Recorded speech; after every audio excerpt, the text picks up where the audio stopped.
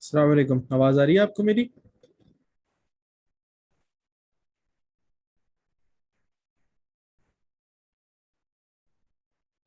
वालेकुम सलाम जी। आपकी आवाज आ रही है।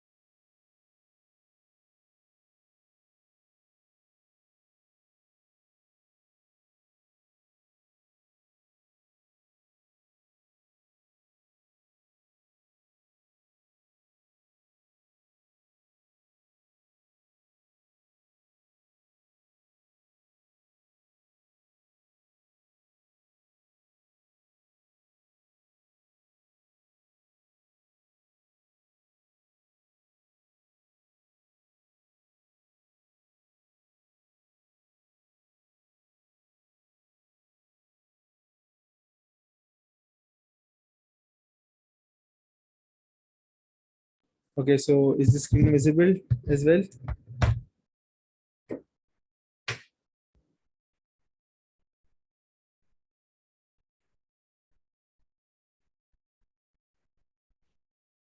Yes, sir.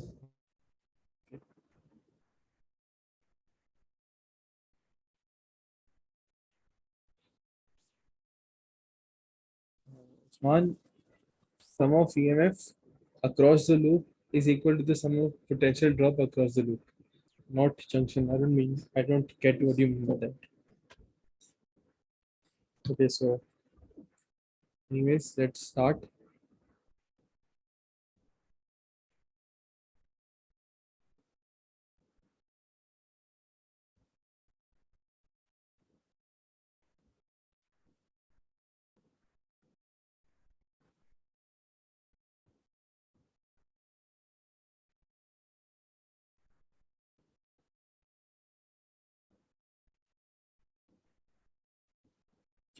Uh, Rahim, nodes are points which don't have any displacement. So nodes are the stationary points on a stationary wave. The points where particles do not move. So that's nodes are where you don't hear any sound, and antinodes are the point where you hear the maximum sound.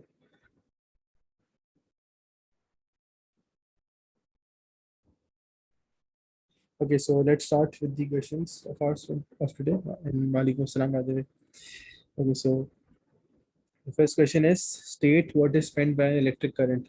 So we all know the definition for that. Okay, an electric current is the rate of flow of charge. And now, like just like yesterday, there was a question regarding volts, which we did. So when the question was regarding volts, and they asked me about the units, so I defined this as the 1 volt was defined as the energy transferred when 1 joule, or the 1 volt was the energy transfer of 1 joule per unit coulomb. So volts was that. And now in this question of ours today, they've asked me what is meant by electric current. Now electric current is that actual quantity of current, not the units. Units are ampere.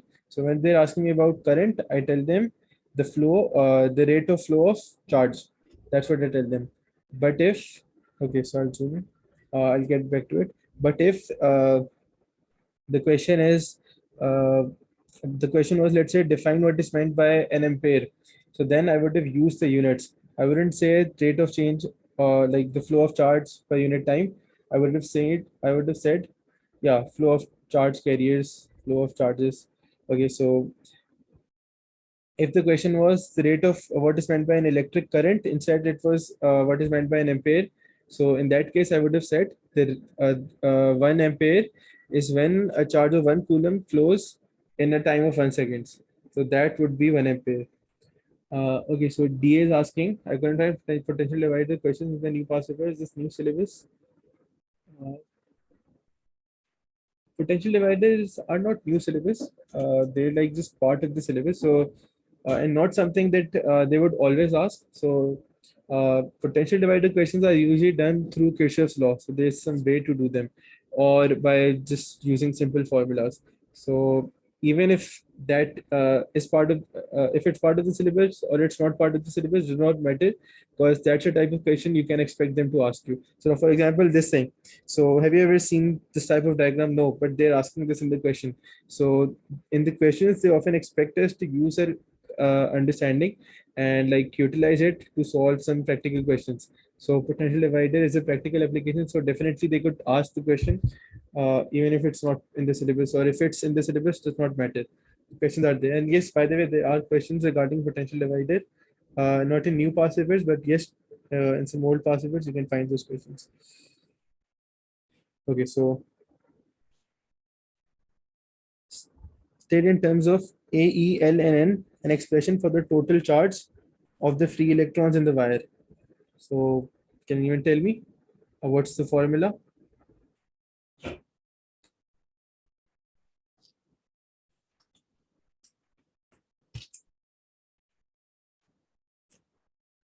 Yes, I equals NaVe. So, that would be my formula. And it's I equals NaVe.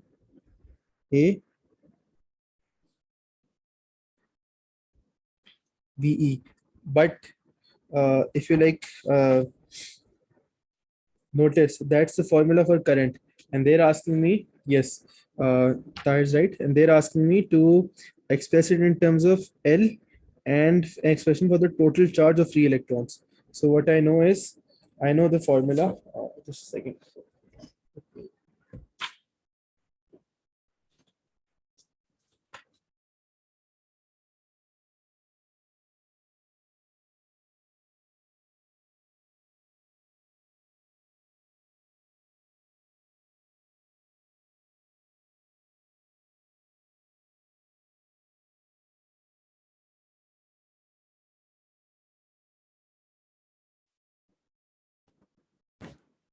Okay, so can you all hear me now? I just got disconnected for some reason.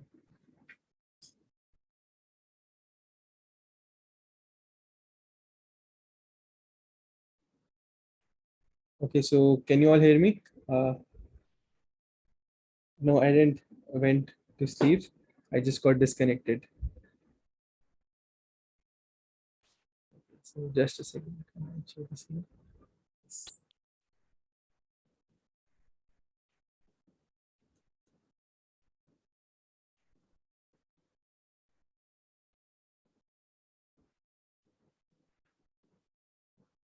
Just a minute. For some reason, things are not working because I just got disconnected. So just a minute.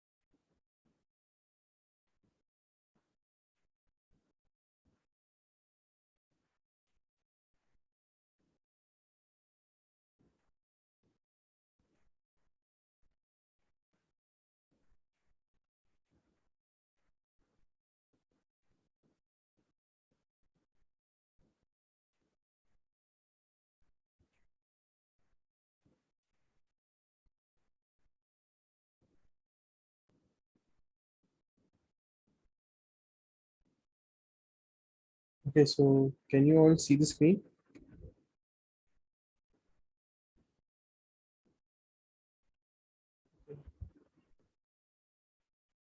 Camera same.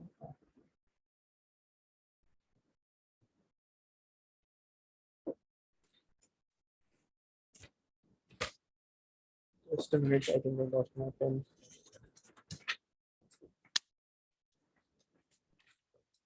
Okay, so the important part here was that they weren't asking me about this formula. They were asking me about the total charge. So for charges, I know the formula. I'll make two substitutions here. I'll write this formula first as charge over time, which is how I defined it above. Charge over time equals n times a times v, which v is the drift velocity of electrons. Drift velocity meaning the distance it travels per unit time. So I could have also written it alternatively as L over T and then multiplied by E. And now since time is same on both sides, so I just divide both sides by time and I get this, and this would be my answer. So this is how I would answer this part. So I hope it's clear to everyone. Sir, can you repeat? Okay, so I know this formula, right? Current equals charge over time. And I know charge over time, or I could alternatively write it as NABE, right? Velocity. V was the drift velocity. So I just substituted V with L over time. L divided by time. L was the distance and T was the time. So that is velocity essentially. So I just did that. And then since time was common on both sides, so I divided both sides by time and I ended up with Q equals NALE. So is it clear now? Yeah. Okay, so good. Use your answer in part 1 to show that the current I is given by the equation I equals NAVE. So, by the way, I just did it the reverse way. So I like backtraced the question, but in the question, like you're just supposed to know this formula by yourself. Like just how you memorized this formula, the formula for current, you're also supposed to know the formula for charge. So I just backtraced it. So I would now go further. Like I would just repeat what I just did. So I would write the formula as I equals Q over T, and Q I write it as NALE divided by T, and then NABE, because this whole thing L over T becomes equal to P. So you could like I just backtraced the formula because this is the formula I equals NAV, everyone knows. So from that I just did this. Okay, so is this part clear to everyone? Okay, so then let's proceed. Uh, a metal wire in a circuit is damaged. The resistivity of the metal is unchanged. Uh, but the cross-sectional area of the wire is reduced over a length of 3 millimeters as shown in figure 6.2. The wire has diameter D at cross-section X and diameter 0.69 D at cross-section Y. The current in the wire is 0.5 amperes. Now determine the ratio of the average drift speed velocity of electrons at the cross-section Y and the cross-section X. Okay, so Usman was asking me some time to solve this. So if everyone wants, like I'll just give you guys a minute and try solving this. If you could do this yourself and do let me know. So you have a minute.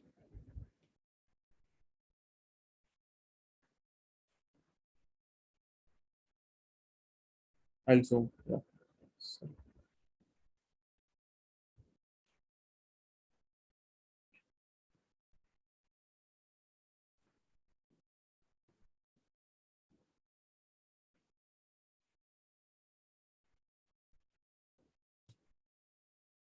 part I.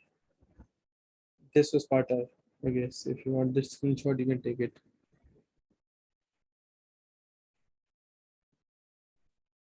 Okay, so this is the question. The speed of free electrons at cross section X and cross section Y.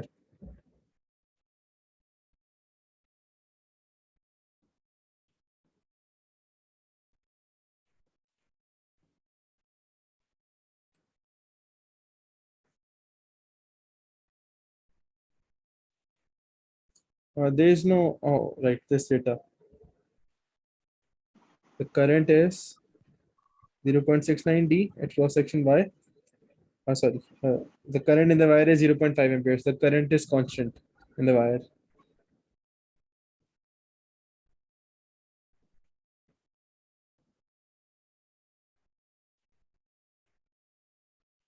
Is everyone getting how to do this?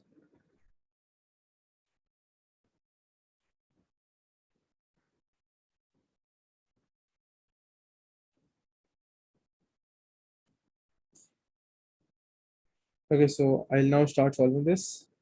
And this is something very similar to what we've done in previous classes or in what we done actually yesterday. There was a question where they had given me the relationship between the diameter of X or of material of specimen X was twice the diameter of specimen Y. And they asked me to find this ratio. So for the ratio, I first make V the subject. So V becomes equal to I divided by NAE. So this is the formula that I get. Now I need to equate the drift velocities. So drift velocity of y over drift velocity of x equals. So drift velocity of y, I is constant, so I just write it as it is. And then there's n is again constant. Then there's a, which is area of the region y. And then there's e divided by I over n ax and e. So all these things cancel out except the areas. All these things cancel out except the area. So I'm left with Vy over Vx equals Ax over Ay. So this is what I'm left with.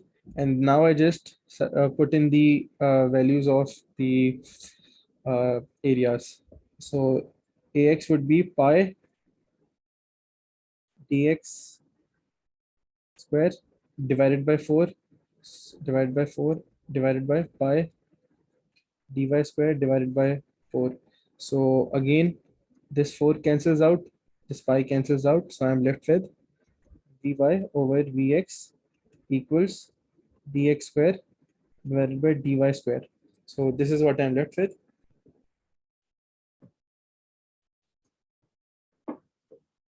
Better to write all constants. And by the way, prefer like asking me in the general messages which everyone can read, so they know what I'm trying to answer. So Sman just asked whether it's necessary to write to do all this whole thing, or if from sufficient practice he knows that I'll end up with this form, so I'll just write it directly. So no, it's better that you show all the derivation because this the person who is like checking your CI does not know that you know. So you need to tell him or you need to prove to him how you got to this part. Okay, so this is what I get. And now I know the equations. I know uh, cross section, wire has cross section X, the wire has diameter D at cross section X. So the diameter is D at cross section X. So I just write it as D square and it's 0.69 D, 0.69 square D square at cross section Y. I'm just left with Vy over Vx equals 1 over 0.69 whole square. So you can just find the answer and that would be the answer. Now, since this question is becoming a bit redundant because this is something which we've done in the last class, so I won't be solving anything further. I just explain how it's supposed to be done. The next part is the main part of the wire with cross section X has a resistance per unit length of 1.7 times 10 to the power negative 2. By the way, this is something which we've not done. Okay, so for the damage length of the wire, calculate the resistance per unit length. So we just need to find the resistance per unit length of the damaged part of the wire. So the main part of the wire with cross section X has a resistance that's given to us, which is 1.7 times 10 to the power negative 2. And by the way, if I just find this out, they're asking me the resistance per unit length. So I do know the formula for resistance is rho L over A. And I could easily bring my L on this side and I'll get R divided by L. So R divided by L equals rho divided by A. So this is what I have with me, which is the resistivity of the material divided by the area. So if you just look at it, we're just equating areas. So we know that R over L for the wire, the cross section X is given to me as 1.7 times 10 to the power negative 2. And the wire, the damaged wire, which is cross section Y, has a value which is equal to like I don't know it. So I know the areas and I could use the areas to equate it. So previously in one of the questions we did, there was some expression alpha. So I just equate this with alpha. So alpha equals rho over area. So I just know this stuff, and I use this. I could equate the areas and I could just find it out. So do you guys want me to do this, or should I just move on?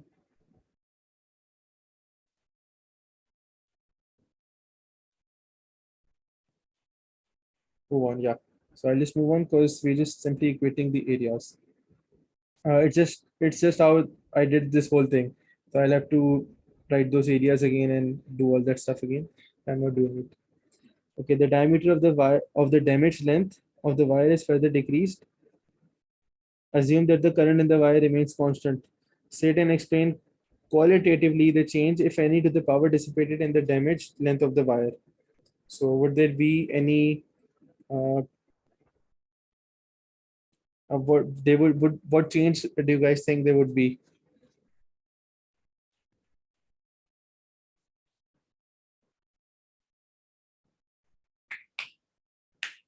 Uh,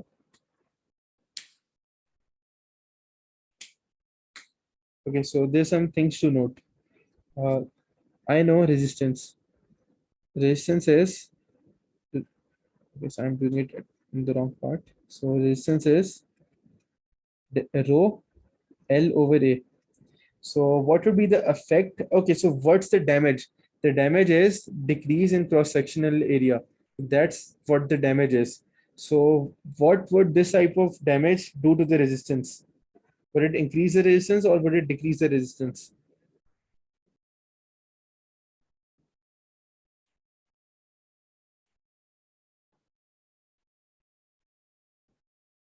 The damage decreases the cross-sectional area. So obviously it would increase the resistance. And now the resistance has increased. Do I know power of a formula for power? The one we usually use, it's I square R. In the question, they've told me that I remains constant. Assume that the current in the wire remains constant. So if I is constant and R increases, so what would be the result? The result would be increase in power. So that would be the answer. Okay, so that would be my answer.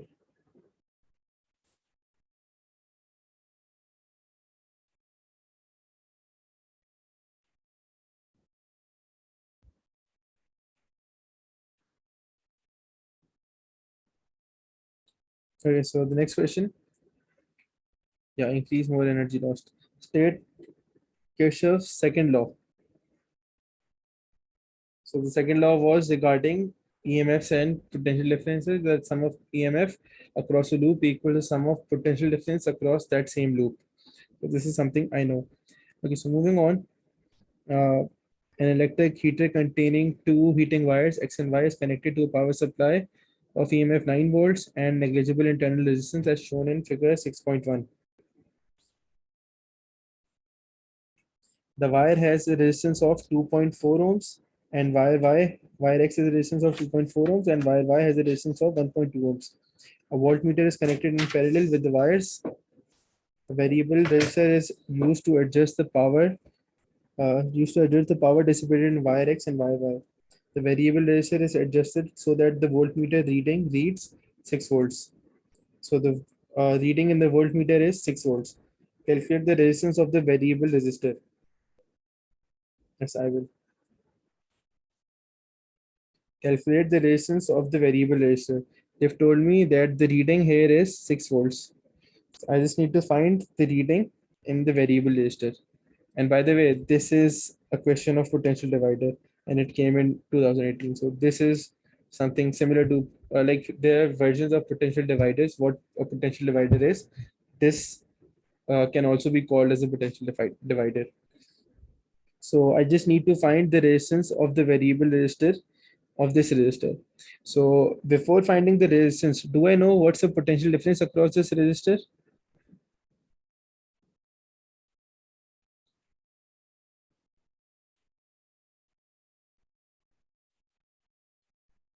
Do I know the potential difference across this resistor?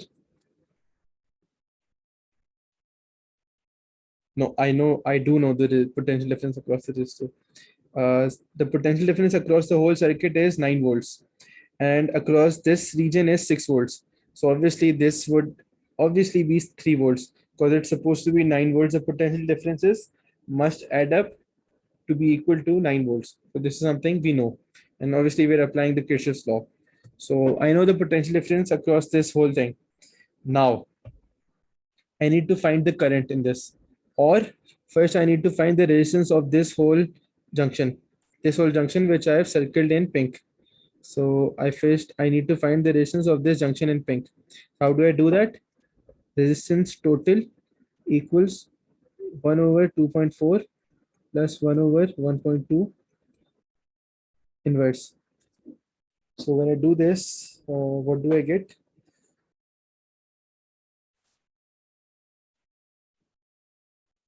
I'll get the total resistance being equal to 0.8. So this is what I'll get. Now I could simply use the formula for potential divider, or there's another way, like use this resistance. Uh, Let me see, that would complicate things a little bit. Or I know the potential difference across this V equals IR. I know the potential difference across the pink region is 6 volts, and I don't know I, and then I need to find, I know the total resistance of that whole thing. So it's 0.8. So I do that, and I'm able to find 6 divided by 0.8. I get I equals 7.5 amperes. That would be my value of I. And then I would use this value of I. I know the potential difference across the red resistor, V equals IR. So I know it's 3 equals 7.5 times R. So I would just use this again, and 3 divided by 7.5, I would get 0.4 ohms equals R. So this is how, I'll tell you how to solve using potential divider equation. This is like the standard way. So if you guys know this way, it's good. But there's also a shorter way, because it took me a lot of time or a lot of calculations to do this. There's another short way which I'll write in blue. So blue would be a shorter way, and maybe like use take a screenshot of this formula or write it somewhere. This is important. So the formula for potential divider is Vx equals Rx divided by RT times VT. So this is the formula for potential divider. Vx and Rx are basically a component in the whole circuit, and RT is the total resistance of the circuit, and VT is again the total potential difference of the circuit. So I know that Vx, if I'm talking about the blue part, or this variable resistor, I know the potential difference across the variable resistor is 3 volts. It's equal to Rx. Rx would be the resistance of the 3 volt resistor, divided by Rx plus 0.8 ohms. 0.8 would be the resistance of the pink junction, and the blue part is Rx. So I just wrote it as it is. Times VT. VT equals 9 volts. I just write it the way it is. And if now you use this equation and you solve it for Rx, you will end up with Rx being equal to 0.4 ohms. So that's the potential divider equation, and that's what you can also use. So sometimes this potential divider equation becomes like super easy to use. Right now, it's a bit tedious in this specific example, but sometimes it's Sir, the most can you familiar. explain the formula? Because I usually confuse this formula. If you don't use this, I wouldn't suggest that you start using it now, because just like 2 3 days before an exam, if you get to know a new formula, it'll only confuse you. But if you want, I'll explain it. Vx is okay. So RT and VT. VT is the potential difference across the whole circuit. RT is the total resistance of the whole circuit. Then there's RX.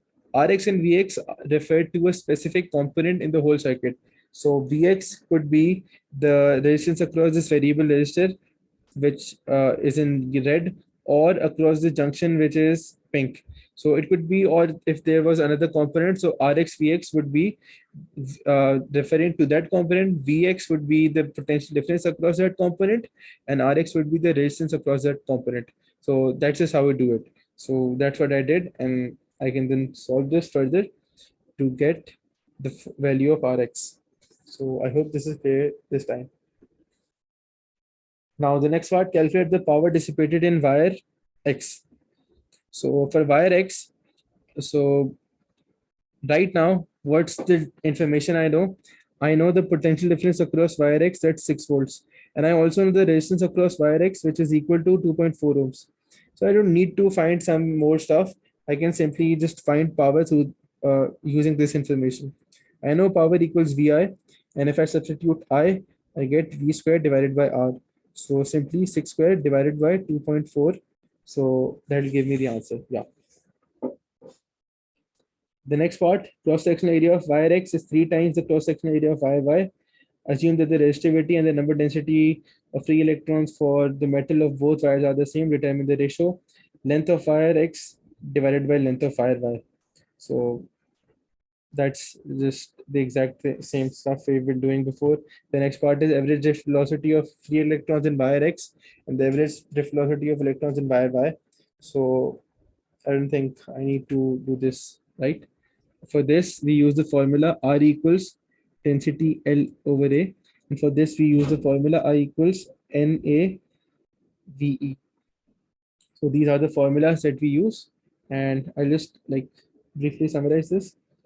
I know length of wire, no? So I'll make L the subject, and this becomes L equals RA divided by rho. So this is the formula that I'll be using.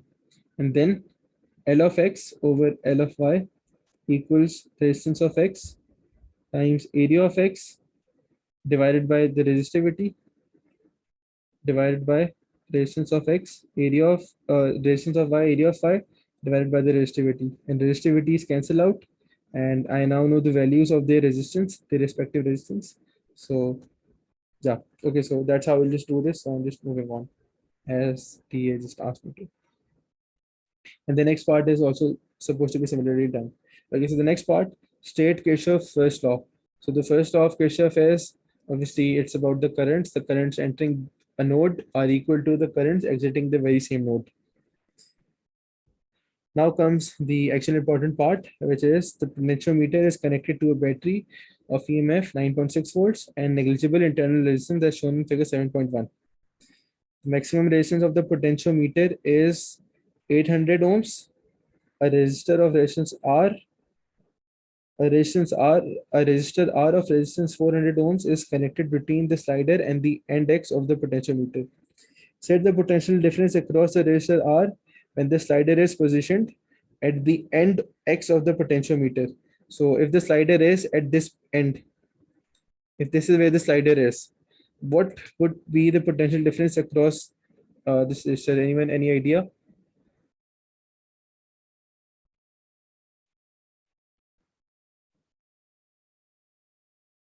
No, it's not 400.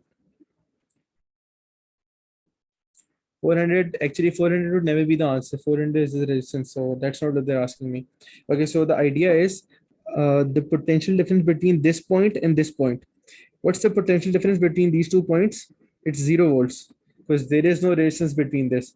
So if I were to, let's say, apply a potential apply a voltmeter between this, if I were to like apply a voltmeter here right now, this, so what would the voltmeter reading be? It would be 0. So if I similarly apply a resistor across those that region, that would again give me a 0 value. Or another way to think of this would be that we're assuming that wires don't have any resistance. Wires don't have any resistance. So if I connect this point, I'll call this point A. If I've connected the point A to a wire with no resistance and a resistor of 400 ohm resistor, what would current prefer? Like current won't a current always chooses the path of least resistance. So current will simply pass through the wire and there would be like no current flowing through the resistor. That's what the short circuit is. So basically the idea is there would be no potential difference across uh, these points A and X. So it's 0. So when I apply this resistor, it gives me a potential difference of 0. So is this part clear to everyone?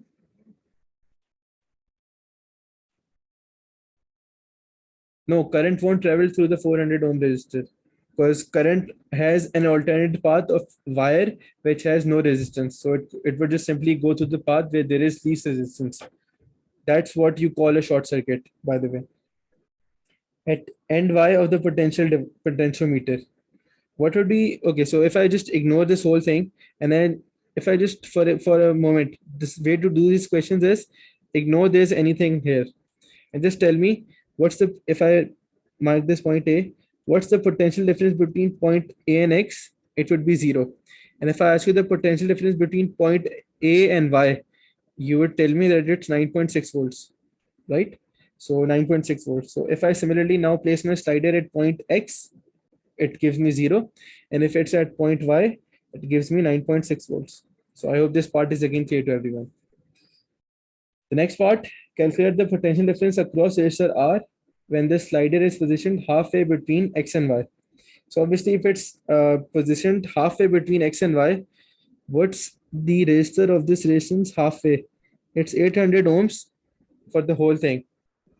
No, we won't consider the 400 ohm resistor at all. You would only consider it when we're like talking about current or something like that, or the total resistance of the circuit or something like that. But for potential differences, you don't consider that at all. So this is my slider. And if I talk about, just a second.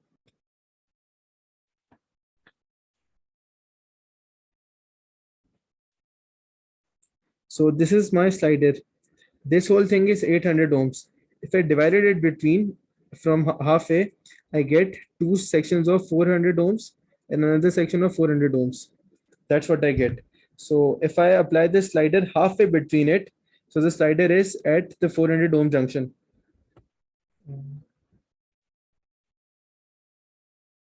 That the 400 ohm junction. And if the total potential difference across this whole thing, if the total potential difference across this whole was 9.6, so volts, if I talk about each junction, so it would be 4.8 volts on one junction and 4.8 volts on the other junction. So this is some stuff I know. So if I now similarly apply the slider at this point and I call this point, let's say B. I don't know what's happening to the screen again and again. So I call this point B.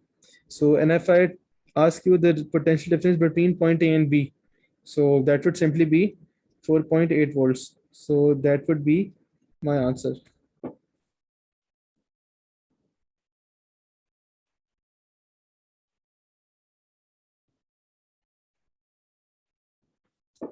Okay. So by the way, sorry, I uh, actually made the mistake. This isn't how it was supposed to done. Oh yeah, that's the part where I made the mistake. It isn't supposed to be done like this. So there's some like some other type of stuff involved. Okay, so now what happens is this is where DA stuff comes into work. So AX was a short circuit and AY was just two parallel circuits. Now what's happening is this could be similarly written as, if I were to make this, so make this arrangement. So it would be done as I have this resistor of resistance 400 ohms, and then there's another resistance of resistor 400 ohms. So that's two resistance. So like I gave me some, I just like assumed that it's two different components and I made a wire in between them. So this is how we do it. And then I attached this 400 ohm resistor at this region. So this was the 400 ohm resistor. And that's the whole circuit which is going on above.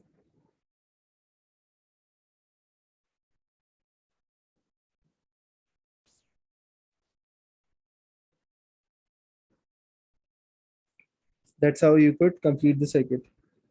Okay, so if I now talk about this whole region, what would be the resistance of this whole region?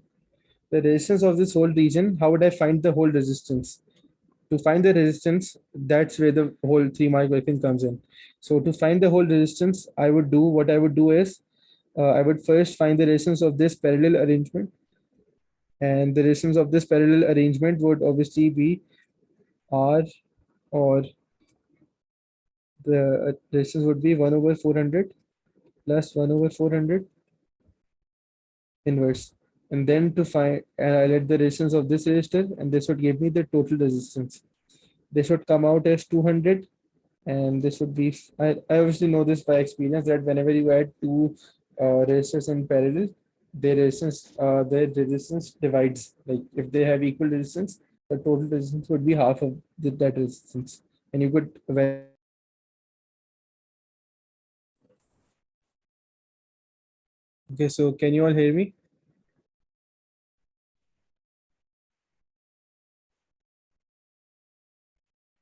Yes, sir. Okay, so I don't know, for some reason my internet stopped working, so I got disconnected.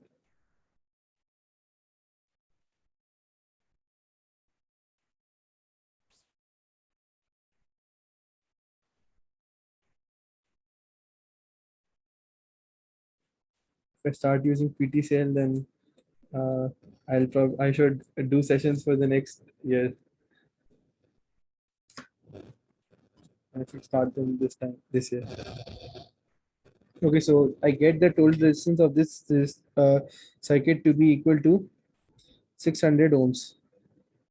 600 ohms. So this is the resistance of my total circuit.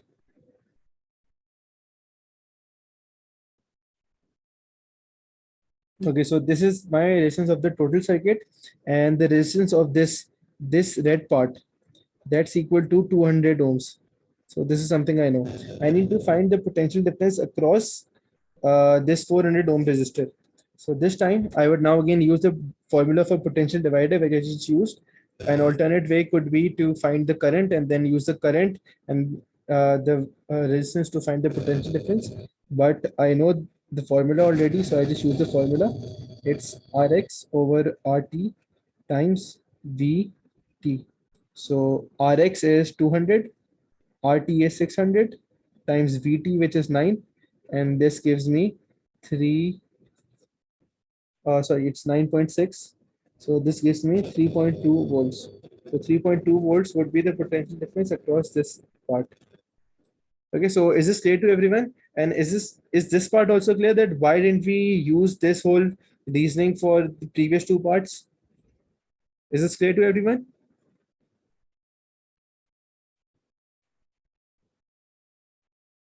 Yeah. Why didn't we do it in the last two parts? Uh, Maybe just try doing this for the last two parts. If you try doing it, you'll realize you aren't getting any answer. Like if this circuit, if this resistor, there was this resistor which is 800 ohms. This is a resistor connected to a battery. If what I do is I apply another resistor like this. Now, obviously, try doing this. You've never done this type of question. This is not a parallel circuit, because for parallel circuits, this end should have been at this point. This is how it should have been. So you could have this is not even a parallel arrangement. This is a short circuit. So this is what short circuits are. So that's why we didn't do this in the first part. But the second part, the arrangement was like this, because it was applied after it. And this is this classical arrangement of a parallel circuit. So if the total voltage across this is 9.6 volts, 9.6 volts would be the potential difference across this resistor as well. So this is why we did the first two parts differently and the third part differently. So I hope it's clear to everyone. Okay, so now coming to another question. The wire has length 100 centimeters and diameter of 0.38 millimeters. The metal of wire, the metal of the wire has resistivity.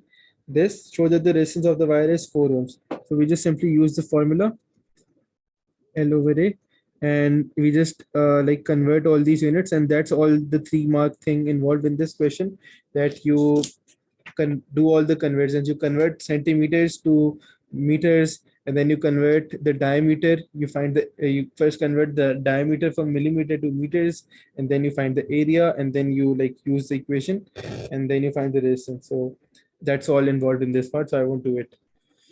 Okay, so the next part, which is the actual stuff we're supposed to do, the ends B and D of the wire in A are connected of the wire in A.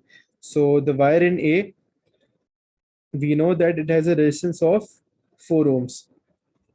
The wire A, this is wire A. This is wire A. We know that it has a resistance of 4 ohms, and the resistance is such that it's proportional to the length. So as the length increases, so does the resistance. So this is something we know. Now, the ends B and D of the wire in A are connected to a cell X as shown in figure 6.1. The cell X has an EMF 2 volts and internal resistance 1 ohms. A cell Y of EMF 1.5 ohms, a cell Y of EMF 1.5 ohms and internal resistance 0.5 ohms is connected to the wire at points B and C as shown in figure 6.1. The point C is distance L from point B. The current in the cell Y is 0. Calculate the current in cell X. So point C is distance L from point B. The current in cell Y is 0. The current in cell X. So anyone, any idea how I could find this? Okay, so if I know that the current in cell X is 0, so is there some information that I know?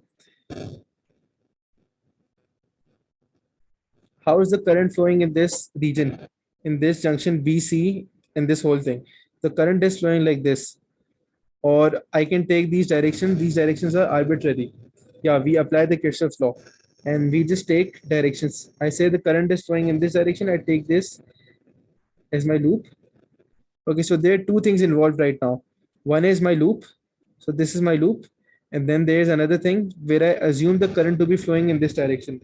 And obviously, this is a reasonable assumption because if there is no current flowing in this and this battery is supposed to flow current like this.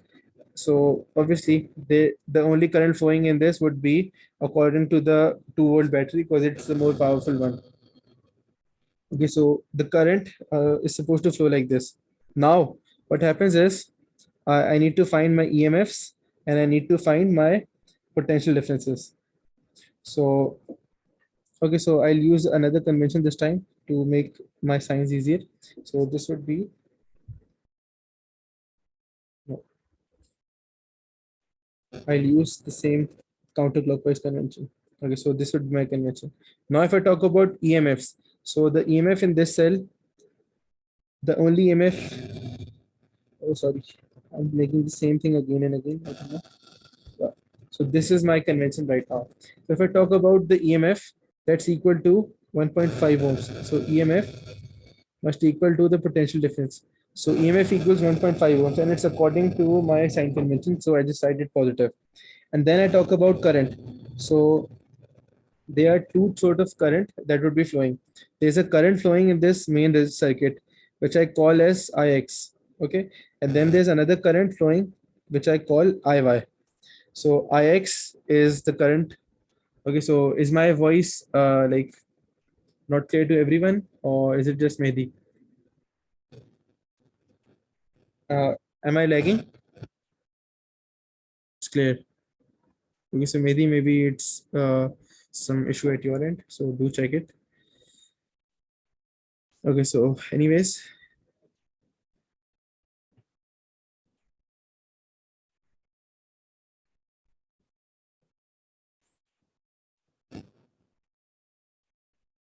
okay, so now I talk about the potential differences. I know that the potential differences could be IY times 0.5 ohms. I know IY is 0, but I'm just writing it for the sake of writing it.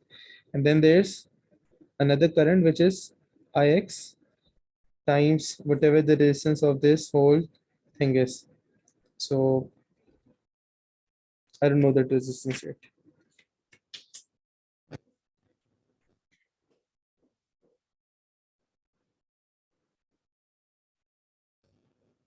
So my screen stopped, right?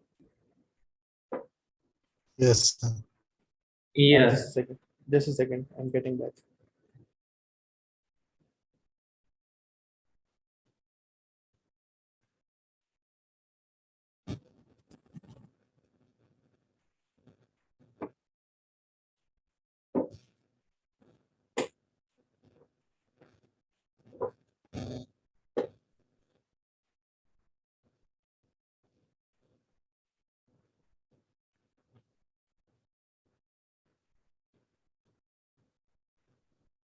Okay, so is the screen visible now?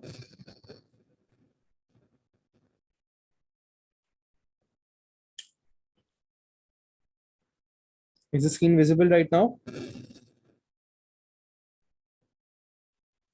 Yeah. Okay, so now this is the formula that I was making, and then I use the resistance which is between junction B and C. Obviously, there's an issue that I don't know this resistance BC, and there are too many unknowns. I just know that Iy is equal to 0. So I don't know Ix, neither do I know the resistance RBC. So I can't do it like this. So the next thing I do is an alternate approach to this would be that I use the law over here, or the Kirchhoff's law over here, or I just simply use this junction.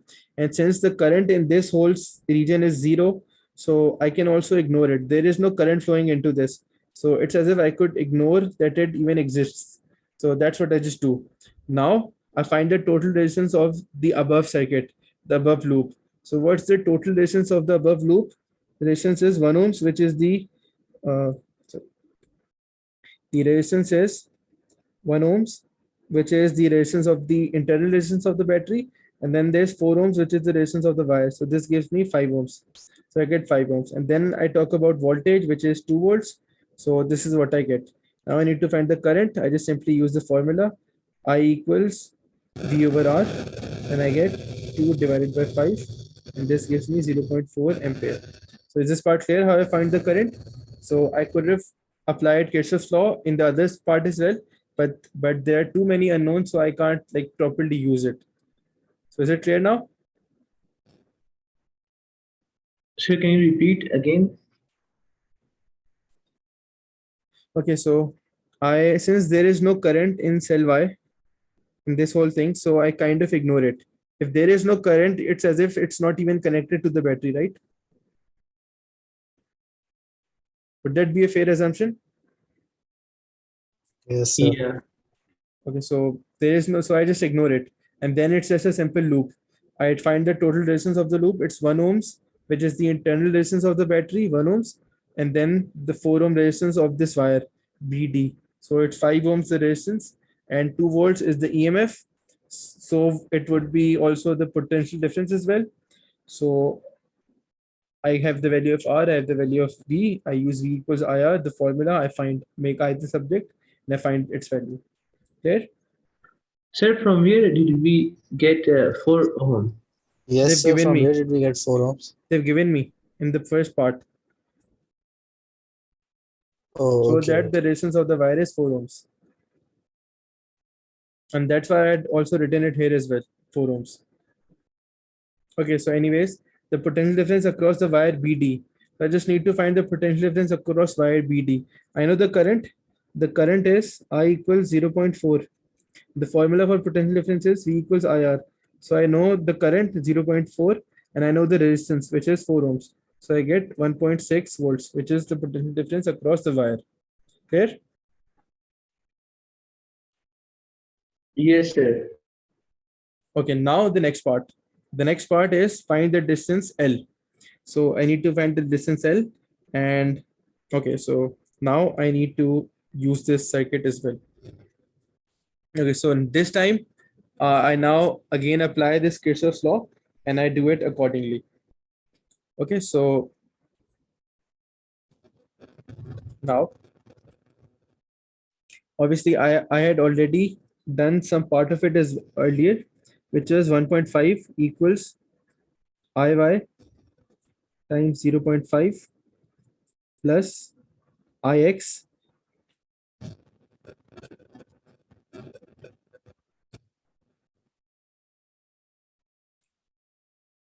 plus Ix times the resistance of the wire B and C, right? So this part was clear to everyone, right?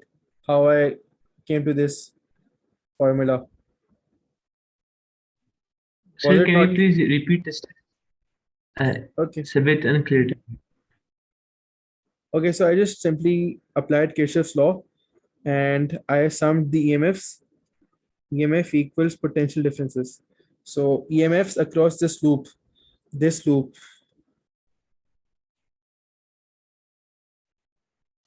EMFs across this loop. This is my sign convention, and I find the EMFs across this loop. So the EMFs across this loop, there's only one EMF, which is 1.5 ohms. So I write it down, 1.5 ohms. Then there is two potential differences or two resistors. One is IY times the resistance, which is 0.5, and the other one is IX times the resistance, which is RBC, the resistance between the wire, uh, between junctions BC of the wire. So is it clear? Yes, sir. Okay, so I just do this and I know that Iy is 0 because there is no current flowing. So my equation just simplifies to 1.5 equals Ix. I also know the value of Ix, which is the current in the whole circuit, in the upper circuit, that is found out to be 0.4. 0.4 times RBC. So can anyone tell me the answer of the resistance between points B and C of this?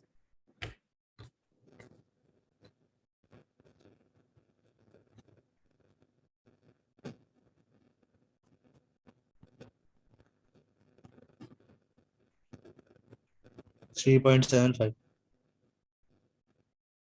Okay. So it's 3.75 ohms. So this is the resistance of this whole thing. The wire between B and C. Sir, we didn't consider IY because it was 0 as it is Yes. given in the question. Yes.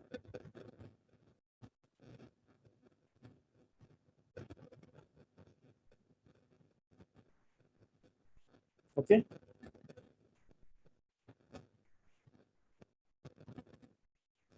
Was this clear? Yeah.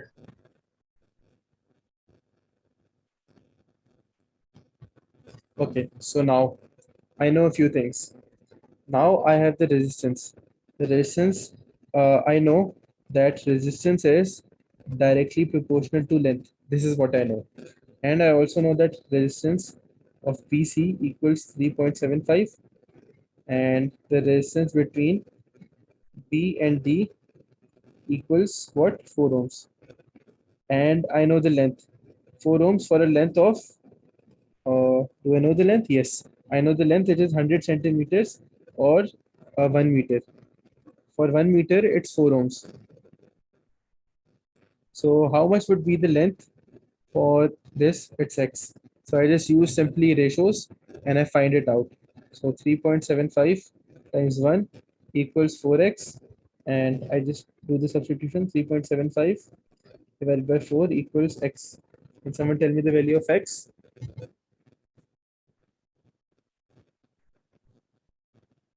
It comes out as 0.9375, which I could alternatively write as 973, not 973, rather 93.75 centimeters. So 93.75 centimeters would be my answer.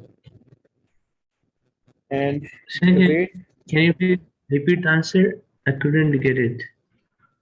I just simply use the ratios, multiplied these values like this, and got the answer. Resistance was directly, there was resistance for 1 meter of wire was 4 ohms. So what would be the length of wire for a resistance of 3.75 ohms? I just simply did that, and I got 93.75 centimeters. And like, to answer CI questions, like, one of the things you should mostly do is try writing it in two significant figures, three significant figures. So my an appropriate answer could be 93.8 centimeters, or sometimes you could even round it off to two significant figures and write it as 94 centimeters. So in this case, all these would be correct. Sir, so we should write our answers in two significant figure or three. Three, prefer three. Like if you're writing in three significant figures, your answer would always be correct. And if our answer is not rounded off, so would they give us marks or no? If our answer is Not rounded to significant figures.